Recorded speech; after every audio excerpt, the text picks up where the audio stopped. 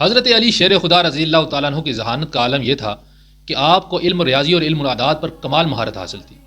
روایات میں آتا ہے کہ کچھ لوگ آپ کی بارگاہ میں حاضر ہوئے اور عرض کی یا علی ہمیں کچھ مسئلہ درپیش ہے، وہ یہ ہے کہ ہمارے پاس 3 بھائی ہیں اور ان کے 17 اونٹ ہیں، ہم نے ان کو اونٹ تقسیم کرنے ہیں، وہ اس طرح کرنے ہیں کہ جو بڑا بھائی ہے اس کو ہم نے آدھا حصہ دینا ہے اور اس سے جو چھوٹا بھائی ہے اس کو ہم نے تہائی حصہ دینا ہے، اور جو اس سے چھوٹا بھائی ہے جو سب سے چھوٹا ہے اس کو ہم نے 9واں حصہ دینا ہے۔ لیکن ہمیں سمجھ نہیں آ رہا، اونٹ 17 ہیں اور یہ 17 اونٹ اس طرح ان حصوں پر تقسیم نہیں ہو رہے، تو ہمیں بتائیں کہ ہم اس کا کیا حل کریں۔ حضرت علی رضی اللہ تعالیٰ عنہ جو کہ کمال مہارت اور تدبر رکھتے تھے ان معاملات میں، انہوں نے انہیں کہا کہ آپ ایسا کریں، ان 17 اونٹوں کو لے کر ہی میرے پاس آئیں، ان 3 بھائیوں کو بھی لے کر آئیں، تو پھر میں اس کا کوئی حل نکالتا ہوں۔ جب وہ لے کر آئے تو حضرت علی المرتضیٰ رضی اللہ تعالیٰ عنہ نے اپنی طرف سے ایک اونٹ اس میں شامل کیا اور یوں اونٹوں کی تعداد 18 ہو گئی۔ تو پھر آپ نے اس کی تقسیم کچھ یوں فرمائی کہ سب سے بڑا جو بھائی تھا اس کو چونکہ آدھا حصہ جانا تھا تو آپ نے اس کو 9 حصے اس میں تقسیم کر کے اس کو 9 اونٹ دے دیے، اور جو اس سے چھوٹا بھائی تھا اس کو تہائی حصہ اس کے حصے میں آنا تھا تو آپ نے 6 اونٹ اس کے حصے میں دے دیے، اور جو سب سے چھوٹا بھائی تھا